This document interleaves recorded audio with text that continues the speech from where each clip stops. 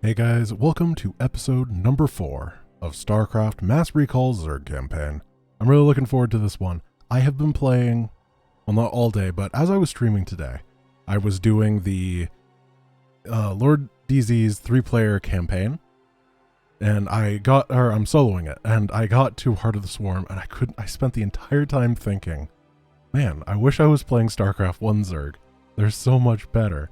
And now, like, I've been really excited for this all day, which is weird. It's usually just a thing I do, and I'm like, yeah, this is pretty fun, but I was, like, actively looking forward because I just want Hydras and Zerglings that are good, man. Really looking forward to it. Ooh, this is incredibly bright. Char is Char's made out of pure solarite. Let's get past that. Insufferable Protoss coward. Tassadar cannot evade my wrath forever. I shall find him and cut it. Zaz is dead. Oh? It is a pity that Cerebrants cannot truly be killed. I expect that the Overmind will reincarnate him soon. No, he will not. The Protoss have devised some new attack. An attack powerful enough to nullify our reincarnation and give pause to the Overmind itself. So, Tassadar's plan was merely a diversion. I should not have underestimated him so. Without its master, Zaz's brood has run amok, and even now threatens the Hive Cluster. Cerebrant, you must eradicate the rampaging brood and stem any further damage it might cause. I shall deal with the Protoss myself. One thing I really like about the narrative of this campaign is the Cerebrants and the Overmind feel like entities that exist within the world and are doing things. Just, you know, the fact that he's like, I'm going to do this thing over here, as opposed to in StarCraft 2 a lot of the time, it feels like the entire world is static and unmoving except for what you are doing. It's very cool. I like it a lot. Also, I like the fact that the first time you interact with the Protoss, they absolutely hoodwink you. Which is like 1920s slang for getting tricked. I'm not sure why I decided to go 100 years into the past.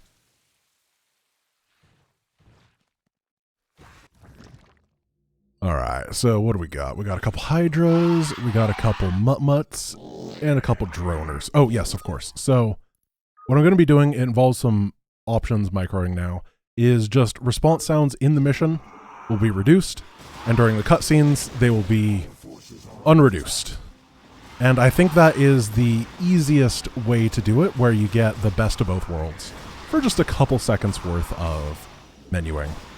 We dealt with that attack really easily, or rather that base. All of its defenders got cleaned up pretty quickly. I'm afraid of these guys that are gonna... Oh. Well, not quite the defense wave that I thought it would be. Oh, that's funny. This is a pretty fun mission. I actually like it quite a lot. Zerg versus Zerg is always a little bit spicy. Generally, the Mutalisk and the Zergling are the two kings. However, I'm probably going to go Ling Hydra mostly here, because Mutalisks are only really good in the Muta versus Muta micro scenario, and we don't have an enemy that can Muta micro very well.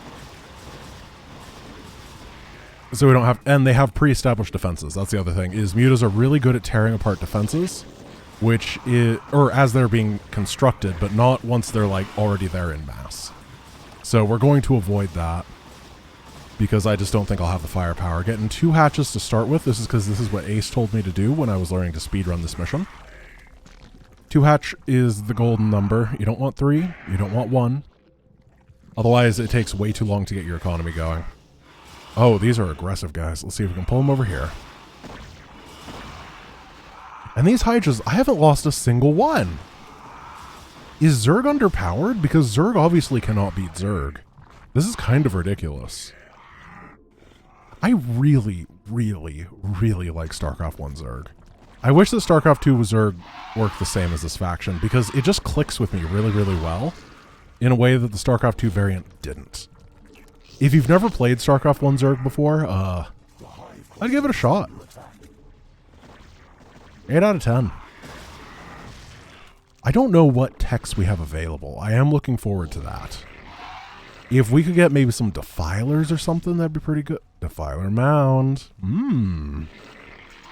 So theoretically, Hydra Ling Defiler or something like that could definitely be on the table. Defiler is a very, very powerful unit.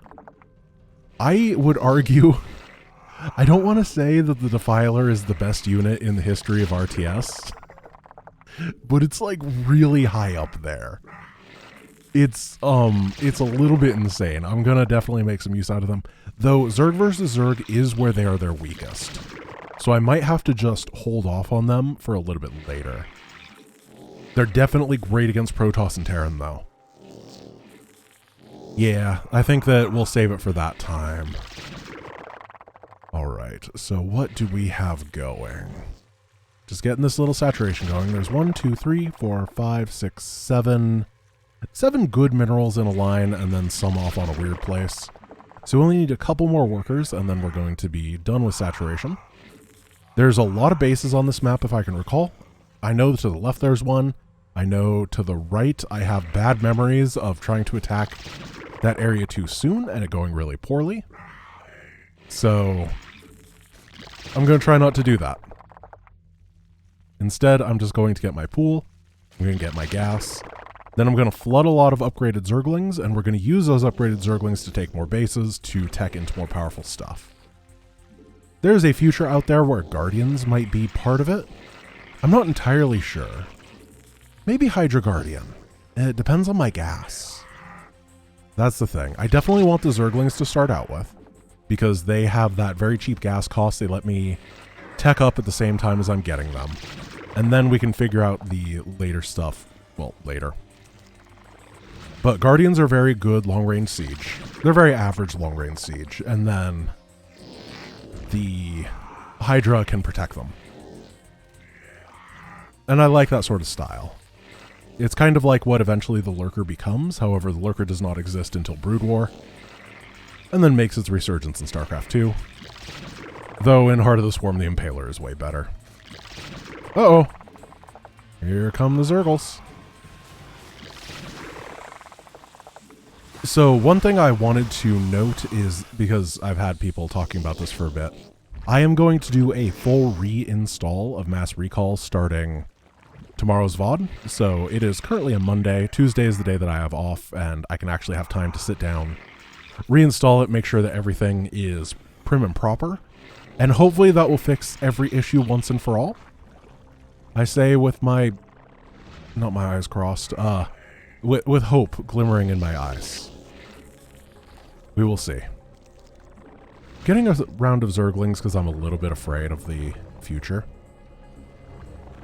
I walled off this area, so hopefully they can't swing by on this side and get me, and then I can just kind of defend over here, because that's the direction that I want to be going anyway. Now, the real question... Whoa! Zergling speed goes real quick. 86 seconds is not that long. I don't know what it is in StarCraft 2, but it's definitely longer than that. I feel like it's 110 or something. One of those numbers that I really should know if I was a good gamer, but I'm not a good gamer. So, I have no idea. Queens! I could go Queens! Yeah, okay, we're going Queens. I'm so sorry. I've been trying to figure out my composition here for a bit, and then I realized that Spawn Broodling works on biological units. So we can go Ling Queen, and we can just spawn Broodlings on everybody.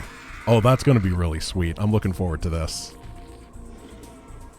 I'm going to get this last little round of dudes. Maybe wait for them to poke me one more time, and then head out and try to take an expansion. Because we definitely need that expansion if we want the Queen production. Queens are very gas heavy. They're a flying spellcaster. Let's see how this goes. That's not the base. Where's the ramp? Sometimes it's just kind of hard to see in Mass Recall. Maybe it's just me. But they definitely go for the aesthetic, like the cinematic quality aesthetic more so than the visual differentiation, which is a stylized choice. I can't fault them for it.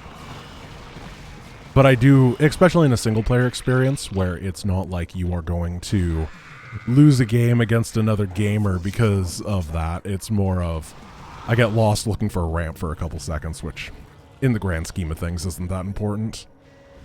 I'm going Fast Hive because I want this Adrenalings upgrade. They're going to be the baseline for quite a while. One thing I love about StarCraft 1 Zerg is the fact that Broodlings don't murder my units every time that I kill one of their buildings. It's so annoying in StarCraft 2 when you're just trying to live your own life and, you know, you take down a building with a couple remaining stuff and the Broodlings are like, surprise. And then you just lose your stuff. When a building is dead, it should stay dead.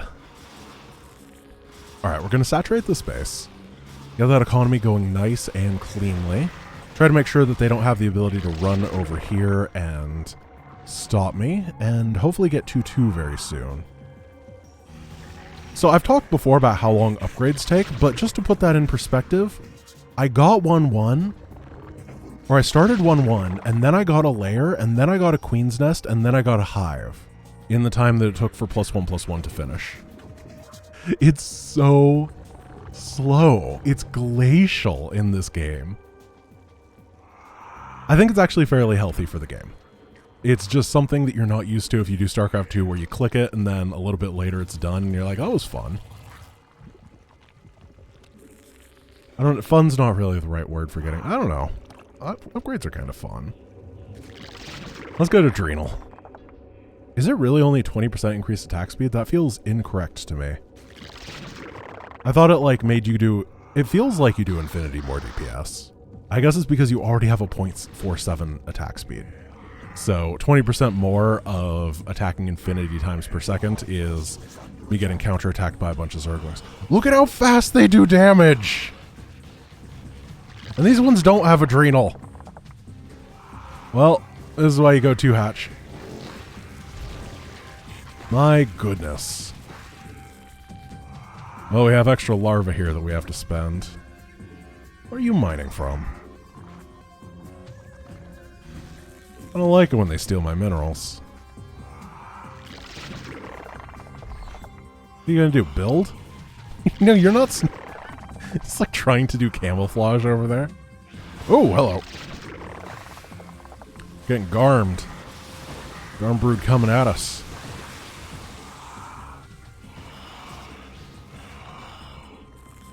One last round of workers, and I think I'm going to be in good shape. I'm going to get 2 sunks, just for safety over here, and then I should probably do the same thing on the other side.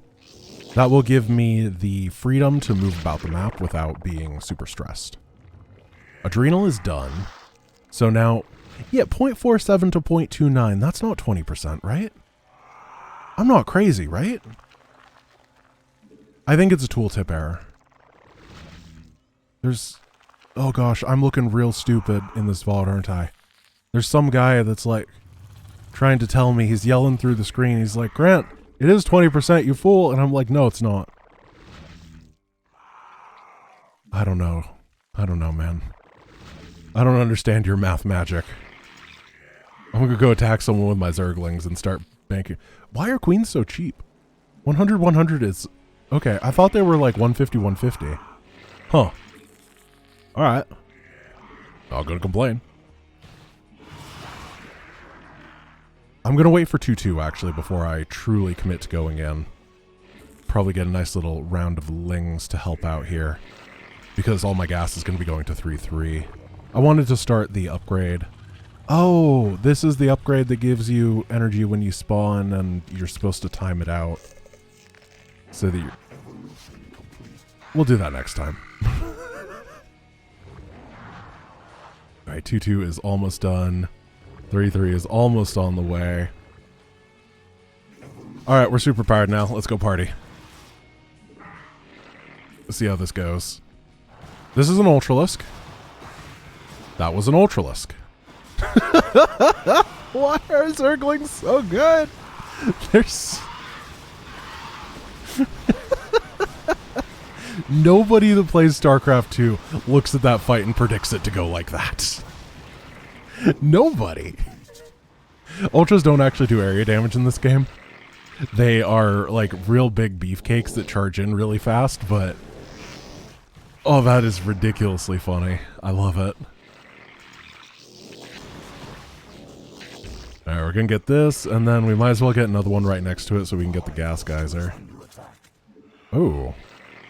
Would you look at that? That's some bad mojo right there. I believe that a Zergling at this point actually solos a Hydralisk. I should try to find a Hydralisk just to do some science with him. Oh, that was a Hydralisk, wasn't it? No. Alright, let's search for more scientists. Or more Hydralisks. I have no idea where I am. The middle of this map is an enigma to me. Guardian. Hi. Good thing I have these starting Hydras. Oh, that's a Hydralisk. Alright, we gotta pull one of these out. That's a Muta. You're a Zergling. Well, round 1, fight. Round 1, complete. Let's get a new Zergling. Round 2, fight. That's a sunken colony. Round 2 was a failure. I promise I'll find one eventually. Here, we can kill this guy, and that guy. Take this out, pull back, and then I guess I'll get 2 Zerglings that'll come and fight 2 Hydras for science.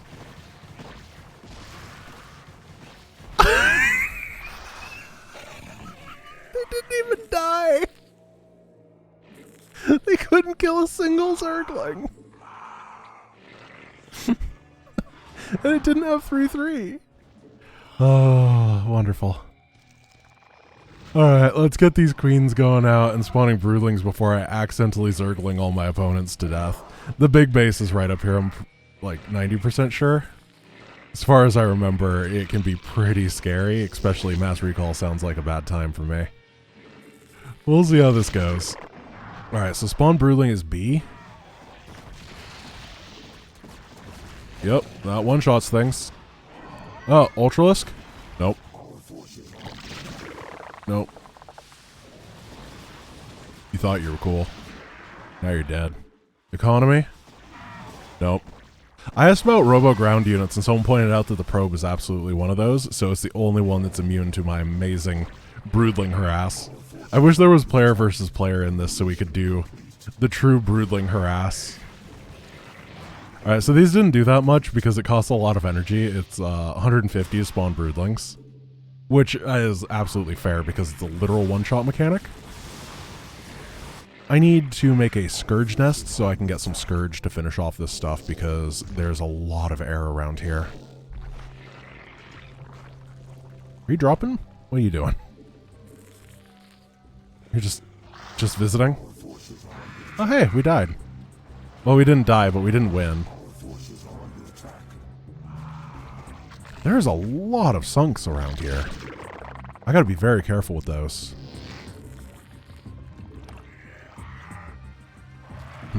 Okay, Queen's go on an adventure again, see if there's more stuff to explode. Can we do it on eggs? Just like, hey, you're not gonna be born. Yeah, alright. Goodbye, Ultra. Do broodlings get upgrades from... Oh, there are 3/3 broodlings. Alright. Kind of ran out of enemies again. Gonna make a nice little swell of ground units to help clean things up. I accidentally attacked, or beat an enemy attack. As you do. And then the Scourge are gonna be on the way. We will have to deal with this, which I'm not entirely sure how to. I guess I want to get a Greater Spire for some Guardians, because this is a high ground area. And then Scourge being built. Scourge are flying Banelings. I guess they're in co-op, so most people know what they are. Zagara has them. And they're in Fire in the Sky. Yeah. Sorry, sometimes I forget exactly what I need to explain is in Starcraft. They're not really Banelings though, because they only do single target damage, I believe. And they have like -4 HP. But they do hit for like 100. And they spawn in pairs. Which would be really good right now. Here we go.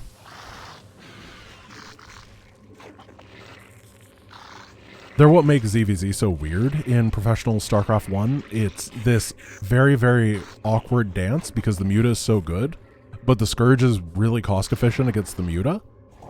But the Muta can theoretically out-micro the Scourge. Alright, this base is getting absolutely trounced. Let's see if there is anything else up here to explode. Like that guy, and all of his little friends. And then we're out of energy. Oh, the Queen thing is really cool in theory, but I'm not sure it works out too well. Sorry, I just learned that Greater Spires morph really quickly. So, Broodlords in this game are called Guardians because I accidentally started my sentence with Broodlord and I was trying to play it off cool. And that means that I need to morph them from mutas instead of from... I really just messed all that sentence up. I apologize. Please don't judge me for that one. It's... they're about as good as Broodlords. They're both pretty bad. Let's go find some stuff to explode while we wait. I'm not sure that I actually need the Guardians. I might. How much is a Guardian to morph? I feel like it's pretty cheap. It is 100 gas. Alright, so I don't have that. Maybe I should get the drop upgrade. That'd be good. Then we're going to try to take these out with mutas as we go. But I'm just getting to the point where I'm pretty sure that Ling drops are more effective. Oh, hello. Oh, goodbye. This could be really bad. These are 1-1. I do have mutas, but it's not like a lot. Is this just a cliff with a gas geyser on it? Yeah, okay.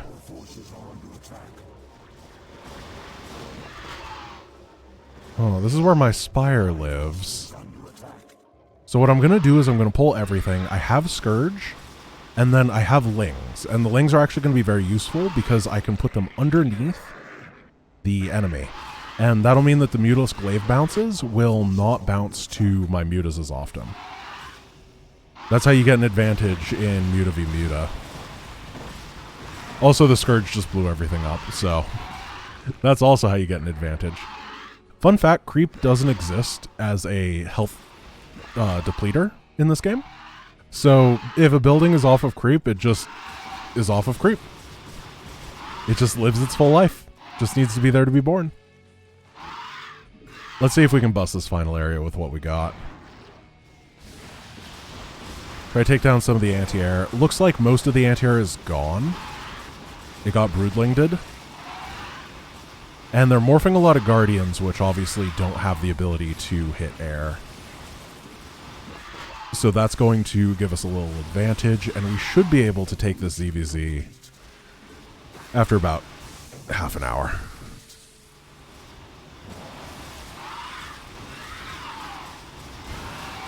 There we go. What do I even want to target here? Probably the Spire, so they can't build Spire units. Blow up the egg, so they can't build anything that can fight. Okay, this targeting the egg thing is really funny to me. Because eggs are, like, supposed to be immortal. Yeah, 10 armor, 200 HP. They absorb Muta bounces and stuff. They're really annoying, but you can't beat them, or you can't lose with the Broodlings. This is just the cleanup stage at this point. This is a carrion nest? Alright. We'll build some Zerglings to deal with whatever a carrion nest is. I don't want them to build carrion at me.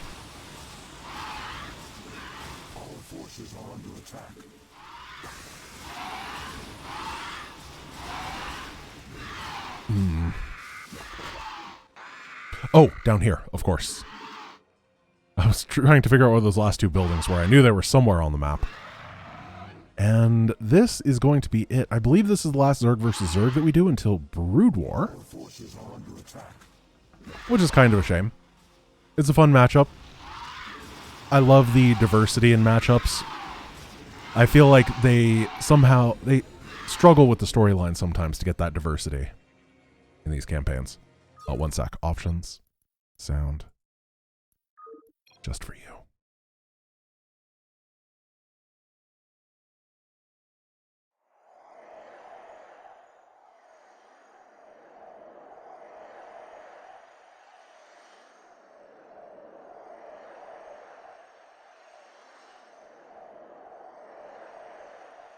Look at all that broodling food.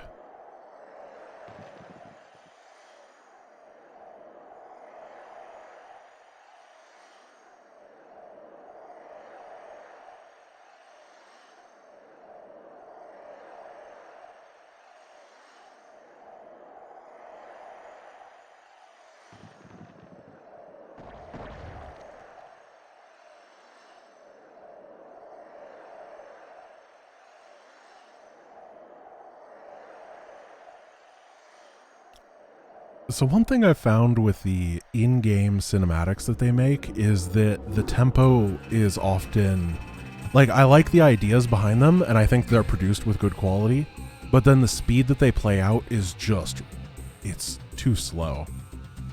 And I think that it really could benefit from being about 50% faster right there. Nice kill-death ratio. Easy peasy, as you do. The enemy absolutely more cost efficient than me, but whatever, it doesn't matter. Zerglings. Alright guys, thank you for watching. This has been episode 4, and I hope that you join me tomorrow for episode 4 of the Zerg campaign. Peace.